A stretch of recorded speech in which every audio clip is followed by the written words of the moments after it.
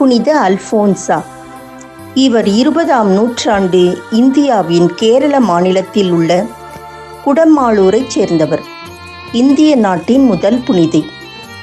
அண்ணா முட்டத்து படத்து என்னும் இயற்பெயர் கொண்ட புனித அல்போன்சா சீரோ மலபார் கத்தோலிக்க அருட்சகோதரி. சீரோ மலபார் கத்தோலிக்க திருச்சபையின் முதல் பெண் புனிதர். பெற்றோர் இவருக்கு புனித அண்ணாவின் நினைவாக அன்னக்குட்டி என்ற செல்ல பெயரிட்டு அழைத்தனர். இளம் வயதிலேயே தாயார் இறந்துவிட்டார். அத்தையிடம் வளர்ந்தார்.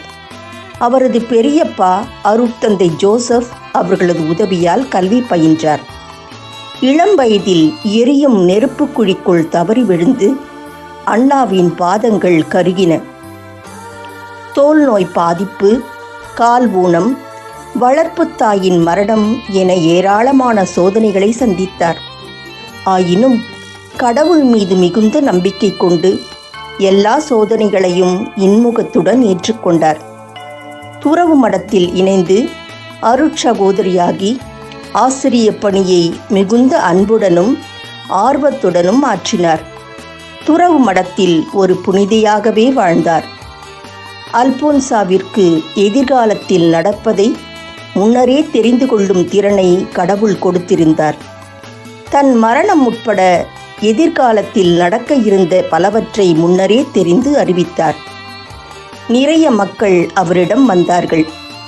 தங்களுடைய வேண்டுதல் நிறைவேறும்படியாக கேட்டார்கள். அல்போன்சா தமது ஜெப வல்லமையினால் ஏராளமான புதுமைகளை நிகழ்த்தி மக்களின் வேண்டுதல்களை நிறைவேற்றினார். கடும் நிமோனியா காய்ச்சல் தாக்கி படுத்த படுக்கையானார். அம்னீசியா என்னும் மறதி நோயால் பாதிக்கப்பட்டு ஞாபக சக்தியை இழந்தார். ஆயினும் துன்பங்கள் வழியாக இறைவன் தன்னை அன்பு செய்கிறார். துன்பங்கள் வழியாக இறைவன் தன்னுடைய பாடுகளில் பங்கு பெற செய்கிறார் என்று தனக்கு வந்த துன்பங்களை பொறுமையோடு ஏற்றுக்கொண்டார். 35 வயதில் 1946ஆம் ஆண்டு ஜூலை 28ஆம் நாள் அருட்சகோதரி அல்போன்சா மரணமடைந்தார். நம் துன்பங்களையும் நோய்களையும் இயேசுவின் துன்பங்களோடு இணைத்து ஒப்பு கொடுத்து அவற்றை நமக்கும் பிறருக்கும் ஆசீர்வாதமாய் மாற்றுவோம். ஜெப வல்லமையை பிறருக்காக பயன்படுத்துவோம். ஜெப வாழ்வால் நாமும் பலன் பெறுவோம்.